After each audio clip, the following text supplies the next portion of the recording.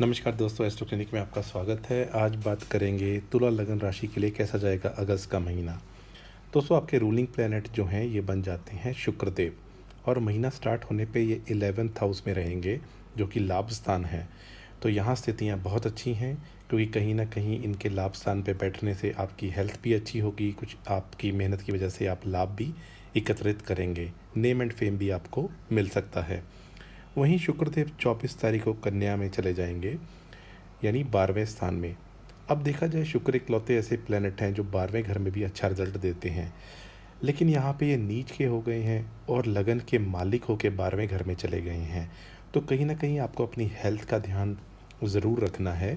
खर्चे भी आपके इस पीरियड में बढ़ सकते हैं। तो 24 तारीख तक स्थितियाँ आपके लिए बहुत अच्छी हैं, उसके बाद आपको थोड़ा केयरफुल रहने की ज़रूरत है।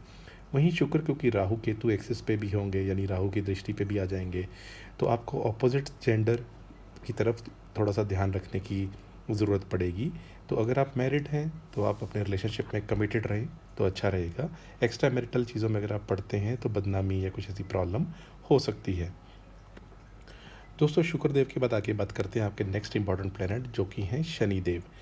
अब शनिदेव जो हैं ये चौथे और पाँचवें घर के मालिक होके 5वें घर में ही हैं, लेकिन वक्री हो गए हैं, और वक्री होके वो अपने चौथे घर की तरफ बढ़ रहे हैं। तो दोस्तों, त्रिकोण का मालिक त्रिकोण में बैठा हो तो ये अच्छी बात है, क्योंकि ये अपने ही घर में बैठे हैं। कोई भी प्लैनेट अपने घर में बैठता है तो अच्छा ही रिजल्ट देता है। लेकिन अगर आप प्रेम प्रसंग की बात करें तो शनि बोर्डम के प्लैनेट है, इनको प्रेम प्रसंग से कोई मतलब नहीं है। ऊपर से शनि कोई भी चीज़ बिना मेहनत के नहीं देते। तो अगर आप लॉटरी, स्टॉक मार्केट में इन्वेस्ट करते हैं, डेली ट्रेडिंग या डे ट्रेडिंग करते हैं, तो वहाँ आपको कोई बहुत अच्छा रिजल्ट मिल जाए, ऐसी आपको अपेक्षा नहीं रखनी चाहिए। उल्टा अगर आप लॉन्ग टर्म कमोडिटीज़ में इन्वेस्ट करते हैं, जैसे ETF वगैरह होते हैं, उसमें आपको अच्छा गेन हो सकता है। अदरवाइज़ देखा जाए तो संतान के लिए चीज़ें थोड़ी सी प्रॉब्लमेटिक होंगी, क्योंकि पंचम स्थान स्थान का भी होता है, पंचम स्थान संतान का भी होता है। अब यहाँ का मालिक अगर वक्री हो जाएगा तो नेचुरल सी बात है कि कुछ ना कुछ चीज़ें उनके लिए भी प्रॉब्लमेटिक हो सकती हैं। तो उनको भी आप सही मार्गदर्शन दें, मेहनत करना, पढ़ाई करना, ऐसी चीज़ों का आप उनके अंदर संस्कार भरें तो अच्छा रहेगा। दोस्तों, वहीं आपके 9th हाउस के मालिक बन जाते हैं बुधदेव, और बुधदेव जो हैं वो भी शुक्र के साथ बैठे हैं, लक्ष्मी नारायण योग 11th हाउस का बना के, जो कि बहुत अच्छा है। अब बुधदेव 5 तारीख को हो जाएंगे वक्री, और 28 तारीख तक वक्री ही रहेंगे, और वक्री होते होते 21 तारीख को पतित होके चौथे घर में आ जाएंगे। अब दोस्तों, भाग्य का मालिक वक्री हो जाए तो भाग्य आपका बहुत तेज़ी से काम करने लगेगा। कोई चीज़ अगर पहले छूट गई थी कोई, क्योंकि ये जो 10th हाउस है ये कर्म का है, तो कर्म के अगर आपने पहले कहीं अप्लाई किया था और उन्होंने बोला अभी हम आपको बताएंगे, अभी रिज़ल्ट नहीं आया, या आपने कोई प्रेजेंटेशन देनी थी और उसकी डेट चेंज हो गई, तो ऐसी चीज़ें कुछ होंगी कि जो चीज़ पहले छूट गई थी वो अब घटित होगी। ये आपको मौका ये भी देता है सोच विचार करने का, कि अगर कोई आपसे गलती हो गई थी, या आपने प्लानिंग प्रॉपर नहीं की थी, या जॉब में आपने कोई सबमिशन करना, जैसे होता है कोई डॉक्यूमेंट सबमिट करना है, उसमें कोई कमी रह गई थी, तो ये समय आपको उसके लिए भी अपॉर्चुनिटी देगा कि आप उसको केयरफुली प्लान कर सकें। दोस्तों, नेक्स्ट बात करते हैं सूर्यदेव की। अब सूर्यदेव आपके लाभ स्थान के ही मालिक हैं और बैठे हुए हैं 10वें स्थान में, जहाँ पे ये दिग्बली होते हैं। तो ये बहुत अच्छी स्थिति है, क्योंकि सूर्य यहाँ दिग्बली होते हैं। अगर आप सरकारी नौकरी ट्राई कर रहे थे तो आपकी नौकरी लग सकती है। अब सूर्य यहाँ पे साल में एक बार ही आते हैं, 1 महीने के लिए। तो अगर आपने ऑलरेडी सरकारी नौकरी में काम कर रहे हैं तो आपका वहाँ पे कुछ अच्छा प्रदर्शन, प्रमोशन, ऐसा सीन बन सकता है। और वहीं 16 तारीख को ये सिंह राशि में चले जाएंगे, तो कुछ पीरियड के लिए इनका बुधदित्य राजयोग भी बनेगा और कला निधि राजयोग भी बनेगा। यानी अगर आप कला के क्षेत्र में, परफॉर्मिंग आर्ट्स में हैं, क्रिएटिव राइटिंग करते हैं, या डांस, कोरियोग्राफी, एक्टिंग लाइन में हैं, इवन प्रोड्यूसर हैं, तो आपके लिए स्थितियाँ फेवरेबल बन जाती हैं, क्योंकि सूर्य पहले यहाँ पे दिग्बली, उसके बाद इनका बुध के साथ बुधदित्य राजयोग, और फिर शुक्र के साथ कला निधि राजयोग। तो ये सारी ही स्थितियाँ आपके लिए बहुत अच्छी रहेंगी। तो सूर्य का गोचर आपके लिए बहुत अच्छा है। चंद्रदेव बहुत फास्ट राशि परिवर्तन करते हैं और 2.25 दिन में ही अगले घर में चले जाते हैं, और 28 दिनों में ये 12 राशियों का चक्कर लगा लेते हैं। तो जब भी ये चौथे, 8वें या 12वें घर में हो, ये अच्छे दिन नहीं माने जाते। ये मैंने यहाँ मार्क किए हुए हैं 17, 18 तारीख, 26, 27, 8, 9 तारीख। तो इन डेट्स का आप ध्यान रखें। बाहर का खाना अवॉइड करें, कोशिश करें दही, दूध, चीनी, चावल का आप दान कर सकते हैं। या आप पानी का सेवन ज़्यादा करें और व्हीकल भी सावधानी से चलाएं। दोस्तों आगे बात करते हैं मंगल देव की। अब मंगल देव आपके धन के मालिक हैं और सप्तम स्थान के मालिक हैं। कहाँ चलायमान है? अष्टम स्थान में, और अपने ही घर को देख रहे हैं। अष्टम स्थान में मंगल जाते हैं, कहीं ना कहीं एक्सीडेंट का योग बना देते हैं, क्योंकि ये ब्लड के कारक हैं। तो कहीं एक्सीडेंट होना, उसमें ब्लड लॉस होना, ऐसी स्थितियाँ बन सकती हैं। तो आपको केयरफुल रहना है ड्राइविंग करते वक्त। और वहीं क्योंकि ये आपके सप्तम स्थान के भी मालिक हैं, तो अपने स्पाउस की भी हेल्थ का ध्यान बना के चलें। धन आगमन लेकिन होता रहेगा, क्योंकि मंगल की यहाँ से दृष्टि अपने धन स्थान पे ही पड़ेगी। तो धन के मामले में अच्छा है, तो धन तो आता रहेगा। दोस्तों गुरुदेव की बात करें, गुरुदेव आपके थर्ड हाउस के मालिक हैं और सिक्स हाउस के मालिक हैं, यानी इस कुंडली में कारक नहीं होते, बैठे हैं अष्टम स्थान में।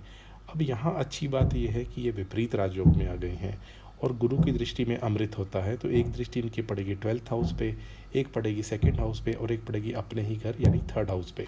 ये तीनों ही दृष्टियाँ अच्छी हैं। अगर आप विदेश के लिए ट्राई कर रहे थे, विदेश के लिए अप्लाई कर रहे थे, ये काम आपका बन सकता है। वहीं ये छोटे भाई बहन के भी घर के मालिक हैं और बैठे हैं अष्टम स्थान में। तो आपके छोटे भाई बहन को कोई हेल्थ रिलेटेड प्रॉब्लम हो सकती है, उसका आप ध्यान ज़रूर रखिएगा। दोस्तों अब आगे बात करते हैं राहु केतु की। अब राहु जो हैं वो आपके बैठे हुए हैं छठे घर में और केतु 12वें घर में। अब ये अच्छा योग बनता है, राहु छठे घर में हो शत्रुघ्नता योग बनाते हैं। और यहाँ पे ये है भी शनि के नक्षत्र में। शनि आपके लिए ऑस्पिशियस प्लैनेट हैं और शनि जो है वो कर्म के भी यानी जॉब के भी कारक हैं, और ये घर नौकरी के लिए बहुत इंपॉर्टेंट होता है। तो राहु का यहाँ बैठे होना, अगर आपकी राहु की महादशा, अंतरदशा, प्रत्यांतर दशा है, तो आपकी नौकरी लगने का योग बन सकता है, उसकी अच्छी पॉसिबिलिटीज़ हैं। और वहीं केतु चंद्रमा के नक्षत्र में है और चंद्रमा आपके नौकरी भाव के मालिक हैं। तो क्योंकि ये विदेश स्थान में है, तो अगर आप बाहर जाके भी ट्राई करना चाहते थे जॉब के लिए, जॉब में ट्रांसफ़र चाहते थे, तो केतु की महादशा, अंतरदशा, प्रत्यांतर दशा भी उसके लिए आपको सपोर्ट ही करेगी। दोस्तों अब आगे जो मैंने जॉब चेंज की बात की, उसमें आप देखिए केतु जो गुरु हैं ये भी चंद्रमा के नक्षत्र में है, जो कि अष्टम स्थान यानी ट्रांसफॉर्मेशन या चेंज का है। तो जॉब में आपका कोई चेंज हो सकता है। ओवरऑल हेल्थ आपकी अच्छी बनी रहेगी, वो बढ़िया है। फैमिली स्थान का मालिक अष्टम में गया हुआ है, तो फैमिली में किसी की तबीयत खराब हो सकती है, उसका आप ध्यान रखें। एजुकेशन की बात करें तो एजुकेशन के मालिक शनि वहाँ खुद बैठे हैं। तो शनि बिना मेहनत के कोई रिज़ल्ट नहीं देते। तो जो स्टूडेंट्स पढ़ाई कर रहे हैं वो अपनी मेहनत और बढ़ा दें, तो आपको और अच्छे रिज़ल्ट मिलेंगे। जॉब के लिए स्थितियाँ अच्छी हैं, जॉब में ट्रांसफ़र हो सकता है, प्रमोशन हो सकता है, नई जॉब भी लग सकती है। जॉब में आप ऑलरेडी काम कर रहे थे तो उसमें आपके प्रदर्शन की तारीफ़ की जाएगी। और यहाँ पे ये भी देखा जाए कि आपके जो भी आपके प्रतिद्वंदी हैं वो आपके सामने टिक नहीं पाएंगे। जो लोग प्रेम प्रसंग में हैं और अक्सर डेटिंग के लिए डेट्स चाहते हैं, तो ये डेट्स तब बनती हैं जब शुक्र और चंद्रमा एक साथ हों। तो 5, 6 और 7 तारीख को शुक्र और चंद्रमा एक साथ होंगे पंचम स्थान में, यानी 5, 6 और 7 तारीख को। तो इस डेट पे आप डेटिंग पे जा सकते हैं। इसके अलावा 19, 20 तारीख को शुक्र और चंद्रमा का ऑपोजिशन होगा, तो ये भी आप डेटिंग के लिए प्लान कर सकते हैं। मैरिज के लिए अभी कोई खास योग नहीं है, क्योंकि आपके सप्तम का मालिक ही अष्टम में बैठा हुआ है। और अगर गुरु को देखें तो वो भी अष्टम में ही है। शुक्र इकलौते ऐसे हैं जो लाभ स्थान में हैं। तो यानी अगर आप पुरुष जातक हैं तो मैरिज से लाभ का योग बन सकता है, लेकिन उसमें आपको कुंडली मैच करा लेनी चाहिए।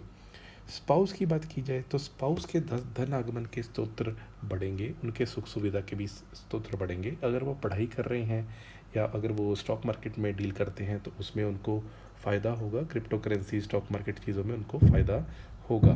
और नौकरी में उनको भी कुछ अच्छा लाभ हो सकता है, क्योंकि सप्तम से 11th में शनि है, जो कि लाभ स्थान बन जाता है। ओवरऑल फाइनेंसिस पैसा आता रहेगा, उसमें कोई प्रॉब्लम नहीं है। 24 के बाद खर्चे बढ़ेंगे और ओवरऑल गेंस के लिए पीरियड बहुत अच्छा है। आपको कोई प्रॉपर्टी का गेन, कोई नेम एंड फेम का गेन, ऐसी स्थितियाँ बन सकती हैं। उपाय के तौर पे आप सिद्ध जी का स्तोत्र करें, बहुत अच्छा रहेगा। शनि के लिए आप शनि का शिव ओम चालीसा कर सकते हैं, ओम नमः शिवाय, या शिव जी का जो पंचाक्षरी स्तोत्र होता है। और बुध देव के लिए आप गणेश आरती करें तो आपके लिए बहुत अच्छा रहेगा। यथा कदम मंगल के आप कुछ दान या उपाय करें तो और बढ़िया रहेगा। दोस्तों ये रहा तुला लगन राशि के लिए कैसा जाएगा अगस्त का महीना। अगर आपको वीडियो अच्छा लगा इसको लाइक कर दीजिए, चैनल पे नए हैं चैनल सब्सक्राइब कर लीजिए। आज के लिए इतना ही, आपका बहुत बहुत आभार।